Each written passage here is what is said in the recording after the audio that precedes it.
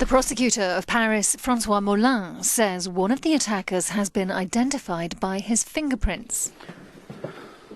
The man was known to police, he says, but had never spent time in prison. Faced with the atrocity of these crimes, he says, we're more determined than ever. At 9:25, while the match between France and Germany was taking place at the Stade de France, there was an explosion outside Gate D of the stadium on the Rue Jules Rimet. We found two bodies at the scene, one of which appeared to be a suicide bomber wearing a belt of explosives. Also at 9:25, at the junction of the Rue Alibert and the Rue Bichat in the 10th arrondissement of Paris, people sitting in the Carillon and Petit Cambodge restaurants were shot at with Kalashnikovs. Casings from different caliber bullets were found at the scene, mainly 7.62mm.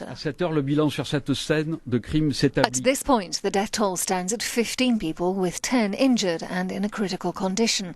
At 21:32, at the junction of Rue Fontaine-au-Roi and the Rue du Faubourg du Temple in the 11th arrondissement, there was further shooting in a bar called À la Bombière. 5 people died and 8 were left in a critical condition. There were further gunshots outside the Belle Équipe restaurant on the Rue de Charonne at 21:36. 19 people who were seated at tables on the terrace were killed. Around 21:40, inside a restaurant called the Comptoir Voltaire in the Boulevard Voltaire, a suicide bomber killed himself and was then found to be wearing a belt of explosives identical to those of his two contemporaries at the Stade de France. At 21:40, a black Polo parked in front of the Bataclan music venue on the Boulevard Voltaire. 3 armed men got out and made their way into the venue, firing as they went.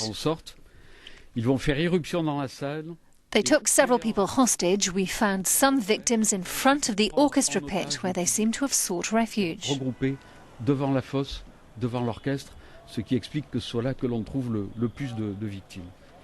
Eyewitnesses say the terrorists spoke of Syria and Iraq. 3 of them died when the police stormed the building at midnight. 1 died after his explosives detonated and he was shot by officers.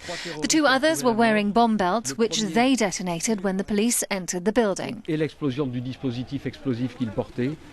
Tandis que les 2 autres, chacun, ont actionné une ceinture explosive qu'ils portaient, qu'ils ont donc actionné au moment de l'assaut des forces de l'ordre.